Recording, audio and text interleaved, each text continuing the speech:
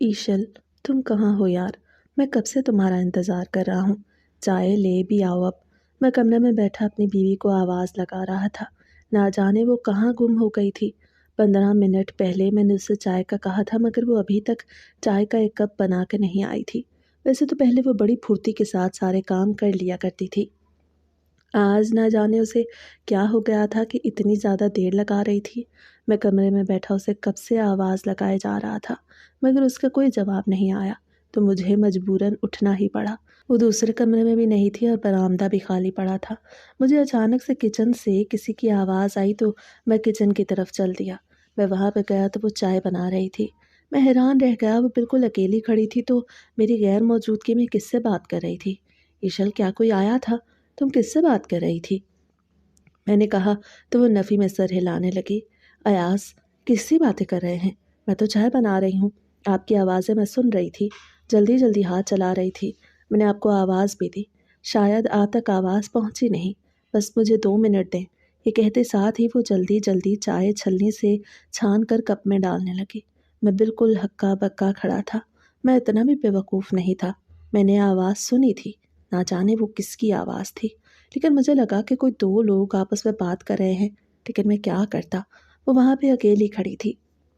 अगर कोई होता तो अब तक तो वहीं पे ही होता, मगर कोई भी नहीं था। उसका ये मतलब था कि मुझे ही वहम हुआ था। मैंने उससे चाय का कप लिया और बरामदे में आके बैठ गया। थोड़ी थोड़ी धूप अभी रहती थी। सूरज गुरूब होने को था, लेकिन फिर भी आखिर तक हमारे बरामदे में धूप आती रहती थी। मैं धूप पर कुर्सी खींच के बैठ गया तो वो भी अपनी चाय लेके वहीं पे आ गई। अयाज, मुझे आपसे एक बहुत ज़रूरी बात करनी थी। मुझे 10,000 रुपये चाहिए, और वो भी आज। जैसे ही उसने कहा तो मैं बिल्कुल हैरान हो गया। मैंने उसे 2 दिन पहले ही तो 5,000 दिए थे। उस वक्त वो कह रही थी कि उसने अपना कोई कॉस्मेटिक का सामान वगैरह लेना है। ईशल, खैर तो है, क्यों चाहिए तुम्हें 10,000 रुपये? पहले भी तो मैंने तुम्हें 2 दिन पहले 5,000 दिए थे। उनका तुमने क्या किया? मैं उससे आम से लहजे में पूछ रहा था, मगर मेरी इतनी सी बात पर वो हत्थे से ही उखड़ गई। अयाज, आप तो हर वक्त मुझ पे पाबंदियाँ लगाते रहते हैं। शौहरों का हक नहीं बनता कि वो बीवी से पूछें कि वो कहाँ पे खर्चा करती है। मैंने आपसे ज़ाती खर्च के लिए मांगे हैं तो आप मुझे दें, ये मेरा हक है, और आपका फ़र्ज़ भी। मर्द पर नान नफ़का और ज़रूरियात फ़र्ज़ होती हैं, मुझे ज़रूरत है तो फिर आप दे दें। क्यों इधर उधर की बातें कर रहे हैं? वो गुस्से में बात कर रही थी। वो थोड़ी बहुत गुस्से की तेज़ थी। कहने को तो वो मेरे चचा की बेटी थी, लेकिन शादी से पहले हमने बस बहुत कम बार एक दूसरे को देखा हुआ था, क्योंकि वो लाहौर में रहते थे और हम मुल्तान में। और अब वो रुखसत होकर यहाँ पे आ चुकी थी। उसकी बात सुन के मैं बिल्कुल ही खामोश हो गया। मैं उसे कैसे समझाता? हमारी शादी को अभी सिर्फ 3 माह ही हुए थे। हम में इतनी ज़्यादा अंडरस्टैंडिंग भी नहीं हुई थी। इसलिए मैं खामोश हो गया, क्योंकि मैं अपने रिश्तेदारों को चलाना चाहता था, ना कि बिगाड़ना। इसलिए मैंने उसी वक्त अपनी जेब से 10,000 रुपये निकाले और उसे थमा दिए। बेगम साहिबा, आपके लिए ही तो हम कमाते हैं। हमने क्या करना है पैसों का? आपके लिए मैं ऑफ़िस जाता हूँ और आपके लिए ही काम करता हूँ, तो आप पे खर्च नहीं करूँगा तो और किस पे खर्च करूँगा? पैसे मैं दे चुका था और अब उससे प्यार मोहब्बत की बातें करने लगा था। उसे मेरी प्यार मोहब्बत की बातों का कोई जवाब न दिया, और बस एक मुस्कुराहट के साथ वहाँ से उठ के चली गई। वो चाय का कप भी साथ ही ले गई थी, और पैसे भी। वो कमरे में चली गई। मैंने समझा कि शायद पैसे रखने के लिए गई है, लेकिन वो दोबारा वापस नहीं आई। वो मुझसे कुछ खिंची खिंची सी रहती थी। ज़्यादा वक्त मेरे पास भी नहीं गुजारती थी। ये नहीं था कि वो मेरा हक अदा नहीं करती थी, वो मेरा हक अदा करती थी, कभी मना नहीं करती थी। लेकिन मैं जो रिश्ता चाह रहा था वो हम दोनों के दरमियान बन नहीं पा रहा था। मैं चाहता था कि हम दोनों के दरमियान इसके अलावा एक रिश्ता हो जो फ्रेंडशिप का होना चाहिए, लेकिन वो हमारे दरमियान नहीं था। और कितनी कोशिशों के बावजूद भी मैं उसे बना नहीं पा रहा था। चाय ख़त्म करने के बाद मैं कमरे में पहुंच गया। वो अलमारी खोले खड़ी थी। ईशल, कहीं जा रही हो? उसके हाथ में एक ड्रेस देख के मैंने पूछा तो वो नागवारी से जवाब देने लगी कि हाँ, जा रही हूँ, और आज ज़रा देर से वापस आऊँगी। मेरी दोस्त की बर्थडे है। जैसे ही उसने ये कहा तो मैं हैरान रह गया। ईशल, क्या वाकई में यहाँ मुल्तान में भी तुम्हारी दोस्तें हैं? मैं तो समझता था कि यहाँ पे तुम मेरे अलावा और किसी को नहीं जानती।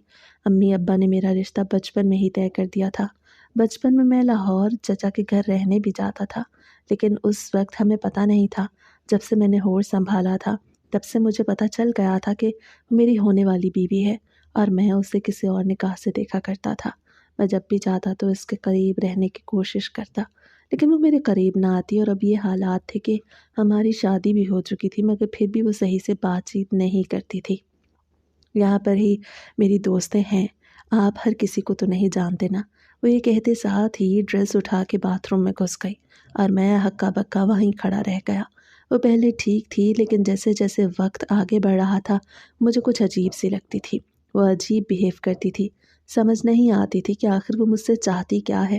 میں اس کے لیے جتنا بھی کر لیتا وہ زیادہ خوش نہیں ہوتی تھی، اور جب کبھی اگر اس کی ایک بات بھی ماننے سے انکار کر دیتا تو وہ منہ موڑ کے جا کے بیٹھ جاتی، اور اب بھی وہ مجھے جواب دیے بغیر چلی گئی تھی۔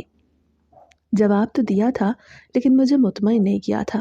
تھوڑی دیر بعد وہ نہا کے واپس آ گئی۔ میں اب بھی کمرے میں ہی بیٹھا تھا۔ میں دوپہر کو واپس آ جاتا تھا اور اب وہ تیاری میں لگی ہوئی تھی۔ میں نے اس سے پوچھا کہ کیا میں تمہیں چھوڑوں، تو کہنے لگی نہیں، میری دوست مجھے گاڑی میں ہی اٹھا کے جائے گی، آپ ریسٹ کریں، آپ تھک گئے ہوں گے۔ اس کے منہ سے اپنے لیے ہمدردی بھرے جملے سن کے میں خاموش ہو گیا اور بیڈ پہ دراز ہو گیا۔ حالانکہ ابھی صرف عصر کا ہی وقت تھا۔ میں نے کیا کرنا تھا، وہ جا رہی تھی، میں ایسے ہی بیٹھ کے وقت ضائع تو نہیں کر سکتا تھا، اور ویسے بھی میں نے دوپہر میں کھانا کھا لیا تھا، اب مجھے بھوک بھی نہیں تھی۔ اس نے کہا تھا کہ وہ میرے لیے کھانا بنا کے جا رہی ہے، میں گرم کر کے کھا لوں۔ میں نے اس چیز کا اسے کوئی جواب نہیں دیا تھا، اور پھر تھوڑی دیر بعد وہ چلی گئی۔ اچانک سے مجھے خیال آیا کہ مجھے دیکھنا تو چاہیے۔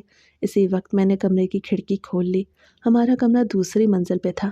ہمارے 2 کمرے اوپر کی منزل پہ تھے اور ایک کمرہ نیچے، اور برآمدہ اور کچن وغیرہ بھی نیچے ہی تھا۔ میں نے کھڑکی سے جھانک کے دیکھا تو ایک لڑکی کار ڈرائیو کر رہی تھی۔ وہ مسکراتے ہوئے اس کے پاس بیٹھ گئی اور پھر گاڑی چلی گئی۔ تو اس وقت مجھے اطمینان ہو گیا کہ وہ واقعی میں اپنی دوست کی برتھ ڈے پارٹی میں ہی جا رہی ہے۔ ابھی یوں ہی رات بھی ہو گئی۔ رات کے 10 بج رہے تھے، مجھے ابھی تک نیند نہیں آئی تھی۔ میں لیٹا لیٹا بھی تھک چکا تھا۔ میں نے اسے کال کی تو اس نے کال بھی ریسیو نہیں کی، اور پھر جب میں بہت زیادہ تھک کے چور ہو گیا تو اسی وقت میں نیچے آ گیا۔ اب میں گھر کے صحن میں ادھر سے ادھر ٹہل رہا تھا، مگر وہ ابھی تک نہیں آئی تھی۔ مجھے بہت زیادہ فکر ہو رہی تھی کہ وہ کہاں رہ گئی ہے۔ مجھے غصہ بھی آ رہا تھا کہ وہ عورت ہو کے اتنی دیر تک باہر گھوم رہی ہے۔ اچانک سے دروازے پہ دستک ہوئی تو میں دروازے کی طرف لپکا۔ جیسے ہی میں دروازہ کھولا تو وہ اندر آتی دکھائی دی۔ گاڑی اسے چھوڑ کے جا رہی تھی۔ میں نے اس سے پوچھا تو کہنے لگے کہ آپ تو ٹپیکل مردوں کی طرح بات کر رہے ہیں، کیا مجھے باہر آنے جانے کی اجازت نہیں ہے؟ کیا آپ مجھ پہ پابندیاں لگانا چاہتے ہیں؟ مجھے گھر میں قید کرنا چاہتے ہیں؟ اسے تو ایک تقریر کی صورت میں مجھے اتنی ساری باتیں سنوا دیں، اور پھر میرا جواب سنے بغیر ہی برآمدے کے اندر پہنچ گئی، اور پھر وہاں سے سیڑھیاں چڑھتے ہوئے وہ بیڈ روم میں بھی پہنچ گئی۔ میں بھی اس کے پیچھے پیچھے بیڈ روم میں پہنچ گیا۔ ایشل، بات یہ نہیں ہے، بس میں تمہاری وجہ سے بہت زیادہ پریشان تھا۔ ابھی تو میری کال بھی ریسیو نہیں کر رہی تھی۔ کیوں نہیں کی تم نے میری کال ریسیو؟ جیسے ہی میں نے کہا تو وہ میری طرف دیکھنے لگی۔ ایاز، آپ کو کیا لگتا ہے کہ میں نے آپ کی کال کو اگنور کر دیا ہے؟ کہ لے، میرا موبائل بند ہے، چارج ختم ہو گیا تھا، اب چارجنگ پہ لگا رہی ہوں۔ اس نے موبائل میری طرف بڑھاتے ہوئے کہا تو میں شرمندہ ہو گیا۔ سوری ایشل، مجھے لگا کہ شاید تم پارٹی میں اتنی زیادہ بزی ہو گئی کہ میری کال ہی نہیں لے رہی تھی۔ میں کیا کرتا، گھر پہ اکیلا تھا، تمہاری بھی پریشانی ہو رہی تھی، اسی وجہ سے ہی بس تھوڑا بہت غصے میں آ گیا۔ اچھا چھوڑو ان باتوں کو، اور بتاؤ پارٹی کیسی رہی؟ میں نے پیار سے کہا اور اس کا ہاتھ تھام کے اسے صوفے پہ بٹھا دیا۔ تو میرے کندھے پہ سر ٹکا کے کہنے لگی، ایاز، پارٹی بڑی اچھی رہی۔ میری دوستیں تو کہہ رہی تھی کہ میں آپ کو بھی ساتھ لاتی، لیکن میں نے ان سے کہا کہ میرے شوہر بہت زیادہ شرمیلے ہیں اور یوں لڑکیوں کی پارٹیوں میں نہیں جاتے۔ میں نے ٹھیک کہا نا؟ وہ ہنستے ہوئے کہہ رہی تھی۔ میں نے بھی اس بات میں سر ہلا دیا۔ وہ مجھے جاننے تو لگی تھی، وہ جانتی تھی کہ مجھے لڑکیوں کی پارٹیز میں جانا پسند نہیں ہے۔ کچھ دیر ہم وہیں پہ باتیں کرتے رہے، بالکل خوشگوار موڈ میں تھی، وہ اچھی اچھی باتیں کر رہی تھی، اس کا غصہ بالکل ختم ہو چکا تھا، اب میں خوش ہو رہا تھا۔ وہ پل میں تولا تو پل میں ماشا ہو جاتی تھی، اور جب وہ خوش ہوتی تھی تو مجھے بھی خوش کر دیتی تھی، اور پھر اس رات بھی اس نے مجھے خوش کر دیا۔ ہم نے ساتھ میں اچھا وقت گزارا تھا۔ ہماری شادی کو 3 ماہ ہونے والے تھے، لیکن اب بھی مجھے لگتا کہ جیسے میری شادی آج کل میں ہی ہوئی ہو۔ اس میں نہ جانے کیا ایسی خاصیت تھی کہ مجھے لگتا ہی نہیں تھا کہ وہ پرانی ہو گئی ہے۔ اگلی صبح اتوار کا دن تھا۔ آج میں نے دفتر نہیں جانا تھا۔ میں نے اس سے کہا کہ آج دوپہر میں کھانا کھانے کے لیے چلیں گے، تو کہنے لگی کہ میری طبیعت ٹھیک نہیں ہے۔ میں نے اس کے ماتھے پہ ہاتھ رکھا تو ماتھا ہلکا ہلکا گرم ہو رہا تھا۔ ایشل، یہ کیا؟ تمہیں تو بخار ہو رہا ہے، تم نے مجھے کیوں نہیں بتایا؟ چلو اٹھو، ڈاکٹر کے پاس چلتے ہیں۔ ہم ناشتہ کر چکے تھے اور وہ دھوپ میں لیٹی ہوئی تھی۔ میری بات سن کے کہنے لگی کہ اب اتنی بھی طبیعت خراب نہیں، میں ٹھیک ہوں، آپ ریسٹ کریں، آپ کو ایک دن تو چھٹی کا ملتا ہے۔ وہ کل سے میرا خیال رکھنے لگی تھی۔ رات بھی اس نے میری ہمدردی میں نہ جانے کتنی باتیں کیں، تب بھی مجھے آرام کرنے کا کہہ رہی تھی۔ ایشل میری جان، تمہیں آرام سے زیادہ میرے لیے کچھ معنی نہیں رکھتا۔ میں ٹھیک ہوں، آج سنڈے کا دن ہے، میں سارا دن تو گھر پہ آرام کرتا رہوں گا۔ تم اٹھو، میں تمہیں ڈاکٹر کے پاس لے کے چلتا ہوں۔ میں نے اسے زبردستی تیار کروایا اور پھر ہم گاڑی میں سوار ہو کے گھر سے باہر نکل آئے۔ گاڑی میری اپنی تھی جو کمپنی کی طرف سے دی گئی تھی۔ گھر بھی اپنا تھا، 2 منزلہ تھا، صحن تھوڑا بہت تھا، 2 3 4 پائیاں ہی آتی تھیں، لیکن پھر بھی میں خوش تھا کیونکہ میری زندگی میں ایشل تھی۔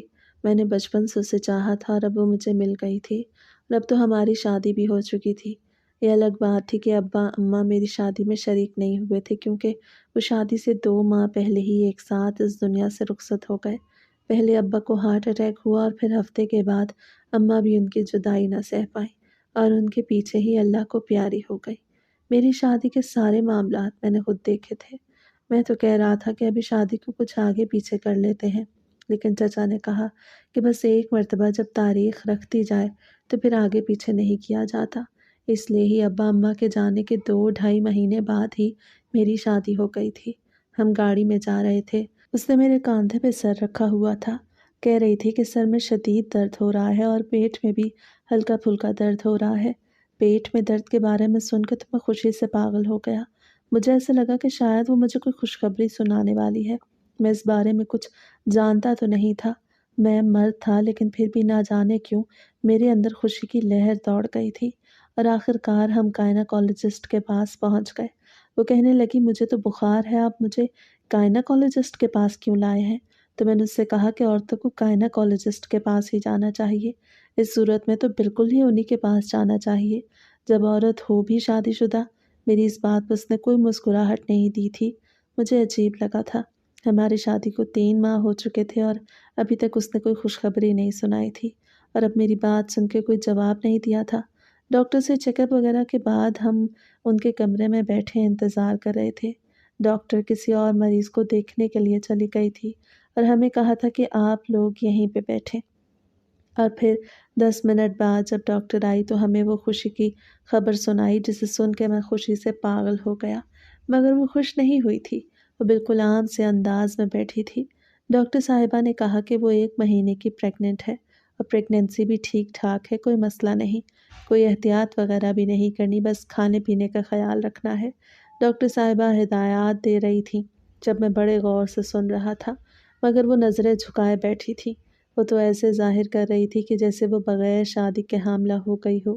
ڈاکٹر سے ہدایات لینے کے بعد میں نے اس کا ہاتھ تھاما اور اسے لے کے باہر آ گیا۔ ہم دونوں اب گاڑی میں اندر بیٹھے تھے، وہ اب بھی کچھ نہیں بول رہی تھی۔ ایشل، کیا ہوا؟ کیا تم خوش نہیں ہو؟ میں نے کہا تو نفی میں سر ہلانے لگی اور کہنے لگی نہیں، ایسی بات نہیں ہے، میں خوش ہوں۔ یہ کہہ کے وہ کھڑکی سے باہر دیکھنے لگی۔ اس نے عجیب سے لہجے میں اپنی خوشی کا اظہار کیا تھا۔ مجھے اس کی کچھ سمجھ نہیں آ رہی تھی، لیکن پھر میں سمجھ گیا کہ لڑکیاں اتنی جلدی بچے پیدا نہیں کرنا چاہتیں، شاید اسی لیے ہی وہ اس طرح سے بیہیو کر رہی ہے۔ میں نے بھی اس سے کچھ نہ کہا، میں نے بھی سب کچھ وقت پہ چھوڑ دیا۔ میں نے سوچا کہ آہستہ آہستہ ٹھیک ہو جائے گی۔ ہم نے راستے سے مٹھائی لی، گھر آ کے میں نے مٹھائی کی 2 3 پیسز کھا لیے، لیکن اس نے مٹھائی کو چھوا تک نہیں تھا۔ ایشل، کیا تمہیں میٹھا اچھا نہیں لگتا؟ میں نے کہا تو وہ ایک گلاب جامن اٹھا کے کھانے لگی اور مسکرانے بھی لگی، تو میں نے بھی مسکرانے لگا۔ اس کی مسکراہٹ سے ہی تو میری زندگی تھی، میں اس کو مسکراتا ہوا دیکھنا چاہتا تھا۔ اگر وہ خوش ہوتی تھی تو میں بھی خوش ہو جاتا تھا، اگر وہ پریشان ہوتی تھی تو میں بھی پریشان ہو جاتا تھا۔ اور پھر 3 4 دن یوں ہی گزر گئے، وقت گزرتا جا رہا تھا، زندگی اپنی روٹین پہ آ چکی تھی۔ یہ خوشی تو ہمارے اندر تھی، لیکن اب ذرا پرانی ہو گئی تھی۔ ہم دونوں اپنی زندگیوں میں مگن ہو گئے تھے۔ وہ گھر پہ کام کرتی تھی اور میں سارا دن آفس میں گزارتا تھا۔ اب میں آفس سے دوپہر کو واپس بھی نہیں آتا تھا، آفس کی ٹائمنگ بڑھ گئی تھی، میں مغرب سے ذرا پہلے ہی واپس آتا تھا۔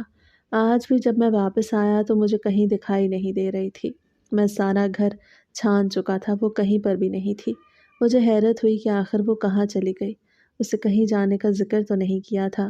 میں نے اسی وقت اسے کال ملائی تو اس نے میری کال ریسیو کر لی اور کہنے لگی کہ میں دوست کے گھر آئی ہوں، آپ پریشان نہ ہوں، تھوڑی دیر کے اندر گھر آنے والی ہوں۔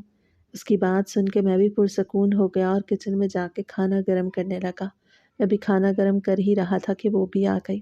وہ اتنی جلدی آ گئی تھی اور کہنے لگی، آپ کیوں کھانا گرم کر رہے ہیں، میں کر دیتی ہوں۔ یہ کہہ کے وہ آگے بڑھی اور میرے ہاتھ سے چمچ بھی لے لیا۔ وہ مجھ پہ جان نچھاور کر رہی تھی۔ آج کل وہ مجھے کچھ زیادہ ہی خوش کر رہی تھی اور اس کی خوشی سے میں بھی ہمیشہ خوش ہو جاتا۔ کھانا گرم کرنے کے بعد وہ کھانا لے کے کمرے میں آ گئی۔ میں کمرے میں پہلے سے ہی پہنچا ہوا تھا۔ ہم دونوں نے مل کے کھانا کھایا۔ مجھے وہ کچھ بدلی بدلی سی دکھائی دے رہی تھی۔ میں نے پوچھا تو کہنے لگی کہ نہیں، ٹھیک ہوں، اس حالت میں ایسا ہوتا رہتا ہے، یہ کوئی خاص بات نہیں ہے۔ اور پھر 2-4 دن یوں ہی گزر گئے۔ آج جب میں کام سے واپس آیا تو مجھے ایک جھٹکا لگا۔ وہ الٹیاں کر رہی تھی، اس کی حالت بہت زیادہ بری تھی۔ میں اسے اسی وقت ہی ڈاکٹر کے پاس لے گیا اور ڈاکٹر نے وہ بری خبر سنائی جسے سننے سے پہلے میرا دل چاہ رہا تھا کہ میں مر جاتا۔ ڈاکٹر نے کہا وہ اپنا بچہ کھو چکی ہے۔ ڈاکٹر حیران تھی کہ آخر اتنا صحت مند بچہ خود بخود ہی کیسے ختم ہو گیا۔ ڈاکٹر سے پوچھ رہی تھی کہ کیا تم نے کچھ کیا تو نہیں، کوئی وزن وغیرہ تو نہیں اٹھایا یا پھر ڈائٹ وغیرہ آگے پیچھے تو نہیں کی۔ وہ کہنے لگی میں نے تو کچھ نہیں کیا۔ وہ مجھ سے بھی کہہ رہی تھی کہ آپ جانتے ہیں، آپ ہی تو مجھے سب کچھ کھلاتے تھے۔ میں بھی بالکل حیران بیٹھا تھا۔ میں جانتا تھا وہ اپنا بہت خیال رکھتی تھی۔ وہ بھی میرے کہنے پر میں اس کے لیے فروٹس اور ویجیٹیبلز وغیرہ لاتا تھا اور بڑے پیار سے اسے اپنے ہاتھوں سے کھلاتا تھا۔ نہ جانے پھر یہ سب کیسے ہو گیا۔ ہم روتے ہوئے ڈاکٹر کے کلینک سے باہر نکل آئے۔ وہ بھی بے انتہا پریشان تھی۔ زیادہ پریشان میں تھا، یا شاید مجھے ایسا لگ رہا تھا کہ مجھے زیادہ فکر ہے۔ وہ ماں تھی، اپنا بچہ کھو چکی تھی، وہ بھی تو پریشان تھی۔ آج ہماری زندگی کی مشکل ترین رات تھی۔ ساری رات میری آنکھوں سے آنسو نکلتے رہے اور مجھے سمجھاتی رہی۔ کبھی وہ رونے لگتی تو میں اسے سمجھاتا اور پھر یہ تلخ رات یوں ہی گزر گئی۔ اگلے دن کا سورج بھی طلوع ہو گیا۔ آج میرا آفس جانا بہت ضروری تھا، لیکن میرا دل نہیں چاہ رہا تھا۔ میں نے آفس سے چھٹی لے لی اور معذرت کر لی۔ میرا مینیجر کہہ رہا تھا کہ یہ تم نے ٹھیک نہیں کیا، آج بہت اہم میٹنگ ہے اور تمہارا اس میں شامل ہونا بہت زیادہ ضروری ہے۔ لیکن میں نے اس سے معذرت کر لی اور کہا کہ میری طبیعت ٹھیک نہیں، گھر پہ بھی مسئلے چل رہے تھے، تو بڑی مشکل سے مجھے چھٹی مل گئی۔ وہ صبح سویرے اپنے کاموں میں لگ گئی تو میں نے اسے روک دیا اور کہا کہ اپنا خیال رکھو۔ ڈاکٹر نے کہا تھا کہ ایک مرتبہ اس کا مس کیریج ہو چکا ہے، اگر دوبارہ اس نے اپنا خیال نہ رکھا تو شاید وہ بڑی مشکل سے ماں بنے۔ اور پھر دوبارہ بھی مس کیریج کا خطرہ تھا، کیونکہ پہلے بھی ایک نارمل پریگننسی ختم ہو چکی تھی، تو دوبارہ بھی اس چیز کا خطرہ لاحق ہو سکتا تھا۔ میں اس کا بہت زیادہ خیال رکھنے لگا تھا۔ میں تو اس کا پہلے سے بھی زیادہ خیال رکھنے لگا۔ وقت یوں ہی گزر جا رہا تھا۔ آہستہ آہستہ مجھے بھی یہ چیز بھول گئی۔ میں اپنے اللہ تعالیٰ کے بہت زیادہ قریب ہو گیا اور اللہ تعالیٰ نے مجھے یہ بات سمجھا دی کہ جو صبر کرتا ہے اسے دوبارہ سے دیا جاتا ہے۔ اب مجھے دوبارہ کا انتظار تھا، لیکن دوبارہ آ ہی نہیں رہی تھی۔ وقت گزرتا جا رہا تھا اور اب مس کیریج کو بھی پورے 5 ماہ گزر چکے تھے۔ ہماری شادی کو 9واں ماہ لگ چکا تھا۔ ہماری اینیورسری میں 3 ماہ باقی تھے۔ میں ابھی سے پلاننگز میں لگا ہوا تھا۔ میں نے بہت کچھ سوچ رکھا تھا جو میں نے ایشل سے ڈسکس نہیں کیا۔ وہ کچھ دنوں سے اداس رہنے لگی تھی۔ میں نے اس سے کہا کہ تمہاری ماں کے گھر چلتے ہیں، تو وہ کہنے لگی میرا دل نہیں چاہ رہا۔ وہ پچھلے 2 ماہ سے اپنی امی کے گھر بھی نہیں گئی تھی۔ ہمیں ان سے ملنے کے لیے لاہور جانا پڑتا تھا۔ ہمارے پاس گاڑی تھی، اس لیے مجھے زیادہ مسئلہ نہیں ہوتا تھا، لیکن وہ زیادہ جانا ہی نہیں چاہتی تھی۔ آج میں نے اسے زبردستی کہا کہ تم تیار ہو جاؤ، ہم تمہاری امی کے گھر چلتے ہیں اور 1 ہفتہ وہیں پہ گزار کے آئیں گے۔ میں آفس سے بھی چھٹی لے لیتا ہوں۔ تو پہلے تو وہ مان نہیں رہی تھی، لیکن جب میں نے زبردستی کی تو وہ مان گئی۔ نہ جانے اسے کیا مسئلہ تھا، اپنے ماں باپ سے ملنے کے لیے بھی نہیں جانا چاہتی تھی۔ اور پھر اتوار کے دن ہم نے ساری پیکنگ مکمل کی اور سوموار کے دن لاہور کے لیے روانہ ہو گئے۔ ہم گاڑی میں بڑی لمبی مسافت کے بعد لاہور پہنچے تو میرے سسرالی بہت زیادہ خوش ہو گئے۔ مجھے حیرت ہوئی، کیا ایشل نے آنے سے پہلے انہیں بتایا بھی نہیں؟ میں تو اپنے کاموں میں پڑ گیا تھا اور بتانا میرا فرض نہیں تھا۔ وہ بیٹی تھی، بتانا اس کا فرض تھا۔ لیکن اس نے نہیں بتایا تھا۔ مجھے بڑی حیرت ہوئی، لیکن میں نے کسی کے سامنے یہ ظاہر نہیں کیا۔ میں نے ان سے کہا کہ ہم تو آپ کو سرپرائز دینے والے تھے، اسی لیے ہی نہیں بتایا۔ باتوں باتوں میں یہ بات چھڑی تو میں نے اپنی چچی جان سے کہا کہ چچی جان، آپ دعا کریں اللہ تعالیٰ ہمیں دوبارہ ماں باپ کے رتبے پہ فائز کرے اور پھر پریگننسی بھی ٹھیک رہے۔ یہ بات سن کے چچی جان عجیب نظروں سے مجھے دیکھنے لگی، جیسے وہ اس بارے میں کچھ نہیں جانتی ہوں۔ اس بار تو مجھے ایک اور جھٹکا لگ گیا۔ کیا اس نے اپنی ماں سے بھی یہ نہیں کہا تھا کہ اس کا ایک بچہ ضائع ہو گیا؟ بیٹا کیا بات کر رہے تھے تم؟ کیا کوئی مسئلہ ہوا تھا؟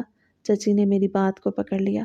میں نفی میں سر ہلانے لگا، لیکن میری آنکھیں کچھ اور کہہ رہی تھیں اور وہ مجھے کھا جانے والی نگاہوں سے دیکھنے لگی۔ نہیں چچی، کوئی مسئلہ نہیں ہوا، میں تو بس ایسے ہی بات کر رہا تھا۔ میں نے اسی وقت ہی نظریں چراتے ہوئے جواب دے دیا اور چچی کو باتوں میں لگا لیا۔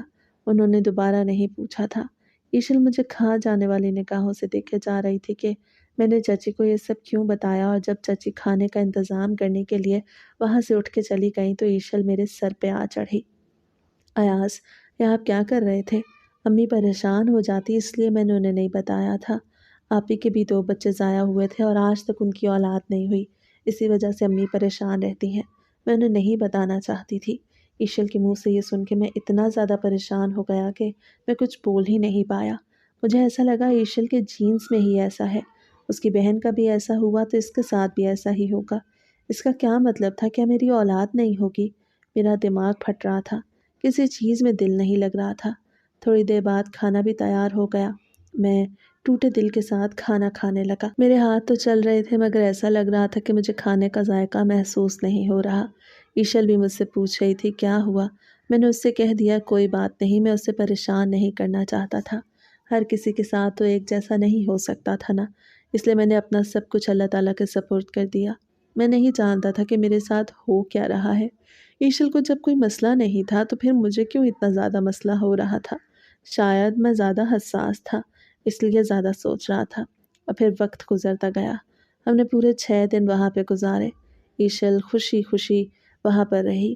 میں نے اس سے کہا اب دیکھو تم کتنی خوش ہو، میں تو تمہیں تمہارے ماں باپ کے گھر لانا چاہ رہا تھا، تم ہی نہیں آ رہی تھی۔ تو وہ کہنے لگی کہ بس ایک مرتبہ جب میں یہاں پہ آ جاتی ہوں تو پھر واپس جانے کا دل نہیں کرتا، اس لیے میں یہاں پر آنا نہیں چاہتی۔ اسے گیلی آواز کے ساتھ کہا تو میں نے اسے گلے سے لگا لیا۔ واقعی میں لڑکیوں کا یہ بہت بڑا دکھ ہوتا ہے کہ اپنا گھر، ماں باپ، بہن بھائی، اپنا شہر چھوڑ کے جانا پڑتا ہے۔ اور پھر وہ دن بھی آ گیا جب وہ روتے ہوئے اپنی ماں کے گلے سے لگی ہوئی تھی۔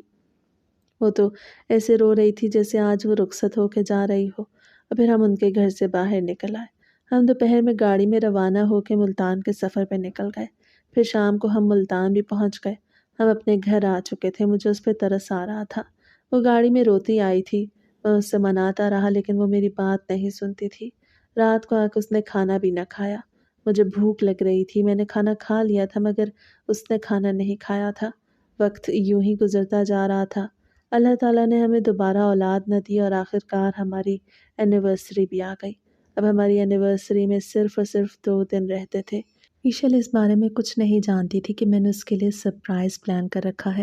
اور پھر ہماری اینیورسری والے دن وہ کہنے لگی کہ مجھے تو اپنی دوست کے گھر جانا ہے، تو میں حیران رہ گیا، کیا واقعی میں وہ اپنی اینیورسری والے دن اپنی دوست کے گھر جانا چاہتی ہے؟ میں اسے اپنے منہ سے تو نہیں کہہ سکتا تھا کیونکہ اس طرح میرا پلان فلاپ ہو جاتا، اس لیے میں نے اسے کہا کہ تم کب تک واپس آؤ گی؟ تو کہنے لگی کچھ پتہ نہیں، دوستیں مل رہی ہیں تو پتہ نہیں چلتا کہ کب تک واپس آؤں گی۔ کیا کوئی بات ہے؟ کہیں جانا ہے کیا؟ اس سے کہا تو میں نفی میں سر ہلا گیا۔ میں نے سوچا چلو شام تک تو واپس آ ہی جائے گی۔ وہ دن کے 12 بجے چلی گئی تھی۔ میں خود ہی اسے اس کی دوست کے گھر چھوڑ کے آیا اور اب میں گھر پہ آ چکا تھا۔ میں نے دوبارہ سے اس کمرے کو کھولا اور اس کی مزید سجاوٹ کرنے لگ گیا۔ میں بہت زیادہ ایکسائٹڈ تھا اور آخرکار شام بھی ہو گئی، لیکن وہ ابھی تک واپس نہیں آئی تھی۔ مجھے غصہ آ رہا تھا کہ میں نے اسے کیوں دیا۔ میں سوچ بھی رہا تھا کیا واقعی میں کوئی لڑکی اپنی اینیورسری کا دن بھی بھول سکتی ہے؟ لڑکیاں تو مر مٹتی ہیں اس دن پر، شوہروں کو یہ دن بھول جاتے ہیں اور وہ ان سے شکایات کرتی ہیں کہ وہ یہ یاد نہیں رکھتے، اور ہمارے معاملے میں تو الٹ ہو گیا تھا۔ میری بیوی کو ہماری اینیورسری کا دن یاد نہیں تھا مگر مجھے یاد تھا، اور آخرکار رات کے 9:30 بجے دروازے پر دستک ہوئی تو میں حیران رہ گیا۔ حالانکہ میں نے اسے کہا تھا کہ جب وہ فارغ ہو جائے تو مجھے کال کرے، میں آ کے اسے لے جاؤں گا، لیکن وہ خود آ گئی تھی۔ میں نے دروازہ کھولا تو وہ گھر کے اندر داخل ہو گئی۔ نہ جانے وہ اس کی کون سی ایسی دوست تھی جو اسے ہر وقت لے جاتی تھی اور چھوڑ بھی جاتی تھی، اور وہ بھی یہاں ملتان میں۔ حالانکہ وہ لاہور کے رہنے والی تھی اور شادی کر کے یہاں آئی تھی۔ میں موڈ خراب نہیں کرنا چاہتا تھا، اس لیے میں نے اس سے کچھ نہ پوچھا کہ وہ کیوں اتنی زیادہ دیر لگا کے آئی ہے۔ میں نے اس کے ہاتھ کو پکڑ لیا اور اس کی آنکھوں پہ بھی ہاتھ رکھ دیا۔ میرا ایک ہاتھ اس کے ہاتھوں پہ تھا اور دوسرا ہاتھ اس کی آنکھوں پہ۔ یہ پوچھ رہی تھی کہ کیا بات ہے، کہاں لے کے جا رہے ہیں؟ میں بہت زیادہ تھک گئی ہوں، میں نے ریسٹ کرنا ہے، لیکن میں نے اس سے کہا کہ ابھی تم خاموش رہو۔ نیچے والے کمرے میں ہی میں نے سجاوٹ کی تھی۔ میں نے کمرے کا دروازہ کھولا اور پھر لائٹ آن کر کے اس کی آنکھوں سے ہاتھ ہٹایا تو وہ ہکا بکا ہر چیز کو دیکھنے لگی۔ اس کے چہرے پر مسکراہٹ تو تھی، مگر مجھے خوشی دکھائی نہیں دے رہی تھی۔ مسکراہٹ اور خوشی الگ الگ چیز ہوتی ہے۔ شاید اچانک سرپرائز کی وجہ سے وہ صحیح طریقے سے اپنی خوشی کا اظہار نہیں کر پا رہی تھی۔ میں نے اس سے کیک کٹوایا اور ہم دونوں نے مل کے کیک کھایا اور پھر اپنے بیڈ روم میں پہنچ گئے۔ وہ خوش تو تھی، مگر جتنا میں خوش تھا وہ اتنی زیادہ خوش نہیں لگ رہی تھی، اور یہ بات مجھے تنگ کر رہی تھی۔ لیکن میں کیا کرتا، ایک تو میں بچہ نہ ہونے کی وجہ سے پریشان تھا۔ اب ہماری شادی کو سال ہو گیا اور وہ دوبارہ سے حاملہ نہیں ہوئی۔ ایک دو مرتبہ میں نے اس سے بات بھی کی تو وہ کہنے لگی کہ اس میں میرا تو کوئی قصور نہیں، کیا مجھے بانجھ سمجھتے ہیں؟ اگر میں بانجھ ہوتی تو پہلے کیوں حاملہ ہوتی؟ میں نے اگلی صبح جب اسے یہ بات کی تو وہ ہتھے سے ہی اکھڑ گئی۔ ایشل، میرا یہ مطلب نہیں تھا، میں بس یہ کہنا چاہتا ہوں کہ ہمیں کسی ڈاکٹر سے مشورہ کرنا چاہیے۔ کیا کوئی مسئلہ تو نہیں ہو گیا؟ ہم علاج کریں گے تو ضرور ہم ماں باپ بن جائیں گے۔ کیا تم ماں نہیں بننا چاہتی؟ میں تھوڑا بہت غصے میں آ گیا، کیونکہ وہ میری عام سی بات کا جواب غصے میں دے رہی تھی۔ میری بات کا جواب اس نے نہ دیا اور پھر فوراً ہی وہاں سے چلی گئی۔ وہ نیچے آ گئی تھی، میں اب بھی کمرے میں ہی بیٹھا تھا۔ ایک ہفتے بعد میں نے ساہیوال ایک میٹنگ کے لیے جانا تھا۔ اس سے پہلے میں اسے راضی کرنا چاہتا تھا، مگر اب تو وہ مجھ سے ناراض ہو گئی۔ میں نے رات بھی ساہیوال میں گزارنی تھی۔ میں نے سوچا تھا کہ اسے منا لوں گا کہ وہ گھر پہ اکیلی رہے گی، لیکن اب وہ مجھ سے ناراض ہو گئی تھی۔ تھوڑی دیر بعد میں نیچے آیا اور اسے منانے لگا، مگر وہ میری بات نہیں سن رہی تھی اور بس روئے جا رہی تھی۔ وہ کہہ رہی تھی میری تو کوئی زندگی ہی نہیں، کوئی تو مجھے خوش دیکھ ہی نہیں سکتا، سب لوگ مجھے کٹ پتلی سمجھتے ہیں، سب کہتے ہیں میں ان کے اشاروں پہ ناچتی رہوں۔ کیا میں انسان نہیں؟ کیا پلاسٹک کی گڑیاں ہوں؟ وہ اتنی زیادہ باتیں ایک ساتھ کیا جا رہی تھی۔ میں نے اس کے کندھے پہ دونوں ہاتھ رکھے اور اس کے چہرے پہ دیکھنے لگا۔ ایشل، یہ تم کیسی بہکی بہکی باتیں کر رہی ہو؟ یہ تم سے کس نے کہہ دیا؟ تم میری زندگی کا حصہ ہو، تم میری محبت ہو، میں تمہارے بغیر نہیں رہ سکتا۔ پلیز مجھ سے ناراض نہ ہوا کرو، میں تمہاری ناراضگی مول نہیں لے سکتا۔ اب چھوڑو ان سب باتوں کو اور آج گھر پہ کھانا نہیں بنانا، ہم کھانا باہر سے کھانے کے لیے جائیں گے۔ دوپہر کا وقت تھا، میں نے اسے منا لیا، لیکن وہ کہنے لگی کہ دوپہر میں نہیں، رات کو کھانا کھانے کے لیے جائیں گے۔ تو میں نے اس کی بات کا مان رکھ لیا اور آخر کار رات بھی ہو گئی۔ ہم کھانا کھانے کے لیے شہر کے سب سے بڑے ریسٹورنٹ میں آئے تھے۔ میری تنخواہ اچھی خاصی تھی، ہم دو میاں بیوی ہی تھے، گھر کا رینٹ بھی نہیں دینا ہوتا تھا، گاڑی بھی پاس تھی، زندگی بالکل سیٹ تھی۔ بس اولاد کی ہی کمی تھی اور مجھے یہ کمی اندر ہی اندر کھائے جا رہی تھی۔ 2-4 دن میں نے اپنے ساہیوال جانے کی کوئی بات نہ کی، اور پھر جب 2 دن رہ گئے اور مجھے پیکنگ کرنی تھی تو میں نے اس سے کہا کہ مجھے 1 دن کے لیے ساہیوال جانا ہے، میں صبح سویرے جاؤں گا اور پھر اگلی دوپہر کو واپس آؤں گا، رات کو بھی وہیں پہ رکنا ہوگا، تم ایڈجسٹ کر لینا۔ تو وہ کہنے لگی کہ ہاں کوئی بات نہیں۔ میں تو سمجھ رہا تھا کہ وہ کہے گی میں اکیلی نہیں رہ سکتی، لیکن اس نے ایسی کوئی بات نہیں کی تھی۔ وہ بالکل میچور بیہیو کر رہی تھی۔ یہ میرے لیے اچھا ہو گیا تھا۔ میں نے تو سوچا تھا کہ وہ مجھے روکے گی، پریشان کرے گی، لیکن اس نے ایسا کچھ نہیں کیا اور میرے ساتھ پیکنگ بھی کروا دی۔ پھر 2 دن بعد میں اپنی ہی گاڑی میں ساہیوال کے لیے روانہ ہو گیا۔ میں صبح کا ناشتہ کر کے نکلا تھا اور پھر اگلی دوپہر کو میں نے واپس آنا تھا۔ لمبی مسافت کے بعد میں ساہیوال پہنچ گیا۔ میں نہیں جانتا تھا کہ میرا کام رات کو ہی ختم ہو جائے گا۔ رات کو میرا کام ختم ہو گیا، میرا دل چاہا کہ گھر چلا جاؤں۔ رات کے 7 بج رہے تھے، مجھے ڈرائیو بھی کرنا تھا اور تھی بھی سردیاں۔ میں سوچ رہا تھا کہ مجھے جانا بھی چاہیے یا نہیں، ویسے میں اس سے اجازت تو لے چکا تھا، میں رات یہیں پہ رک سکتا تھا، لیکن پھر میں نے سوچا کہ یہی موقع ہے اسے خوش کر دیا جائے، اس لیے میں رات کے اندھیرے میں ساہیوال سے نکل پڑا اور آخر کار پھر میں ملتان بھی پہنچ گیا۔ گھر اندھیرے میں ڈوبا ہوا تھا، میں نہیں جانتا تھا کہ آگے کا منظر مجھے ہلا دینے والا ہے۔ میں نے دروازے پہ دستک نہیں دی، میری جیب میں دوسری چابی تھی، میں نے وہ چابی گیٹ میں لگائی اور پھر گھر کے اندر داخل ہو گیا۔ شاید وہ سوئی ہوئی تھی، مجھے بھی تو آنے میں اتنا وقت لگ گیا تھا، اسی لیے ہی وہ گاڑی کی آواز سے بھی نہیں جاگی تھی۔ میں نے گاڑی ایک طرف کھڑی کی اور گاڑی سے اتر کے برآمدے میں آ گیا۔ میں سیڑھیاں چڑھتے ہوئے اب بیڈ روم کی طرف جا رہا تھا۔ ابھی میں نے آدھی سیڑھیاں ہی چڑھی تھی کہ مجھے کسی کی آواز محسوس ہوئی، تو میں ٹھٹک گیا کہ رات کے اس وقت نہ جانے میرے گھر پہ کون تھا، اور وہ بھی میری بیوی کے بیڈ روم میں۔ میں بہت زیادہ پریشان ہو گیا اور آہستہ آہستہ سیڑھیاں چڑھتے ہوئے اوپر پہنچ گیا۔ میں دروازے کے بالکل پاس کھڑا تھا۔ میں نے کان لگا کے باتیں سننے کی کوشش کی تو مجھے کچھ خاص سنائی نہیں دے رہا تھا۔ بس لگ رہا تھا کہ دو لوگ آپس میں سرگوشیاں کر رہے ہیں۔ دروازے کے نیچے سے مجھے لائٹ جلتی ہوئی نظر آ رہی تھی۔ میں نے سوچا کہ دروازے پہ دستک نہیں دیتا بلکہ یہیں پہ کھڑا رہ کے باتیں سننے کی کوشش کرتا ہوں۔ یہ نہ ہو کہ وہ اس دن کی طرح آج بھی مکر جائے۔ یہ آوازیں بالکل اسی طرح کی تھیں جس دن وہ کچن میں بات کر رہی تھی۔ نہ جانے اس وقت کون تھا اور اب کون تھا، میں اس بارے میں کچھ نہیں جانتا تھا۔ میں نے دروازے کے ساتھ کان لگایا تو دروازہ کھلتا گیا۔ میرا دباؤ دروازے پہ بڑھ گیا تھا۔ دروازہ کھل چکا تھا۔ میں اب کمرے کے اندر داخل ہو گیا۔ سامنے کا منظر دیکھ کے تو میرے ہوش اڑ گئے۔ میری بیوی ایک غیر مرد کے ساتھ بیٹھی تھی، وہ بھی ایک کمرے میں، لیکن تھوڑے تھوڑے فاصلے پر۔ میری بیوی صوفے پہ بیٹھی تھی اور وہ کرسی پہ بیٹھا تھا۔ مجھے دیکھ کے ایشر کی آنکھوں سے آنسو نکل آئے اور وہ جلدی سے کھڑی ہو گئی۔ وہ مرد وہاں سے نکلنے لگا تو میں نے اس کا ہاتھ پکڑ کے اس کے روکا اور اس کے منہ پہ ایک زوردار تھپڑ لگا دیا۔ وہ میری طرح کا جوان لڑکا تھا۔ میں نے اس سے کہا کہ میں تمہارا گلا دبا دوں گا۔ بتاؤ تم کون ہو اور یہاں پہ کیا کر رہے ہو؟ میں نے ایشل سے کچھ نہیں پوچھا تھا۔ اس کی آنکھوں سے آنسو نکل رہے تھے۔ وہ میری محبت تھی، میں اسے اس لڑکے کے سامنے یوں بدنام نہیں کرنا چاہتا تھا۔ بھلے ہی اس نے میرے ساتھ اچھا نہیں کیا، لیکن میری تربیت مجھے یہ اجازت نہیں دیتی تھی۔ اس لڑکے نے کوئی جواب نہ دیا، حالانکہ میں نے اسے مزید 2 تھپڑ بھی لگائے، اور پھر وہ اپنا ہاتھ چھڑوا کے وہاں سے بھاگ گیا۔ ایشل اور میں گھر پہ اکیلے رہ گئے۔ میں نے ایشل کے سامنے ہاتھ جوڑے اور اس سے کہا کہ خدا را تم سب کچھ سچ سچ بتا دو، میرے ضبط کا مزید امتحان نہ لو۔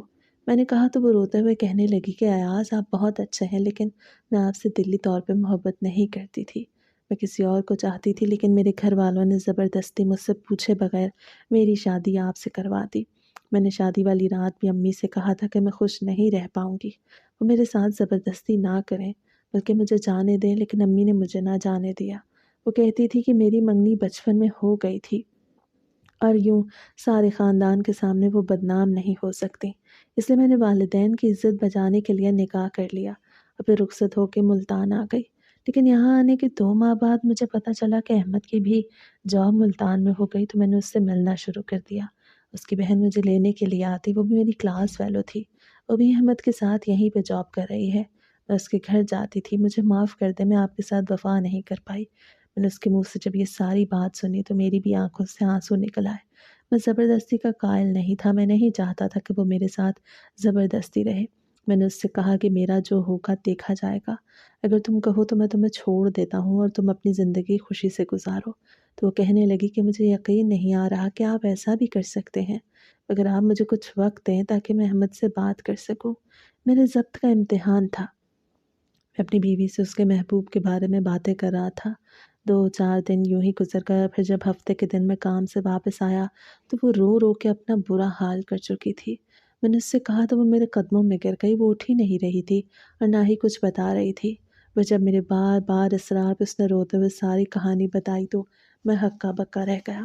وہ کہنے لگی کہ جس شخص کے لیے میں نے اپنا ابارشن کروایا اور پھر ایسی دوائیاں بھی لینے لگی کہ میرا بچہ نہ ہو، وہ اب شادی سے انکار کر رہا ہے۔ کہہ رہا ہے کہ وہ ایک شادی شدہ عورت سے شادی نہیں کر سکتا۔ وہ تو پہلے بھی وقت گزاری کر رہا تھا اور اب بھی وقت گزاری ہی کر رہا تھا۔ یہ کہہ کے وہ دیوار میں ٹکرے مارنے لگی۔ میں نے جلدی جلدی اس کا سر پکڑ لیا اور اسے گلے سے لگا لیا۔ میری محبت اس طرح اذیت سہ رہی تھی، یہ مجھ سے برداشت نہیں تھا۔ اس نے میرے ساتھ اچھا نہیں کیا تھا۔ میرے ساتھ رہتے ہوئے وہ دوسروں کے ساتھ تعلقات رکھے ہوئے تھی، لیکن میں کیا کرتا، محبت کے ہاتھوں مجبور تھا۔ میں نے اس سے کہا کہ اگر اب بھی تم چاہتی ہو تو میں تمہیں چھوڑ دوں گا، میں تمہیں زبردستی اپنے پاس نہیں رکھوں گا۔ تو وہ کہنے لگی آپ مجھ پہ یہ ظلم نہ کریں، میں ساری زندگی آپ کے پیر دھو کے پیوں گی، خدا را مجھے طلاق نہ دے، ورنہ میرے امی ابو کہیں گے کہ میں نے اپنا گھر نہیں بسایا۔ میں پہلے بھی ایک شخص سے دھوکہ کھا چکی ہوں، اب اپنی زندگی میں مزید اذیت نہیں سہ سکتی۔ بھلے ہی آپ اس سے محبت نہ کریں، پہلے جیسا رشتہ قائم نہ کریں، بھلے مجھے اپنی نوکرانی بنا کے اس گھر میں رکھ لیں، وہ روتے ہوئے ایسی باتیں کر رہی تھی، مجھے تو سمجھ ہی نہیں آ رہی تھی کہ یہ وہی ایشل ہے جو کبھی میری باتوں کا جواب ہی نہیں دیا کرتی تھی۔ شاید اسی لڑکے نے اس کا دماغ خراب کیا تھا۔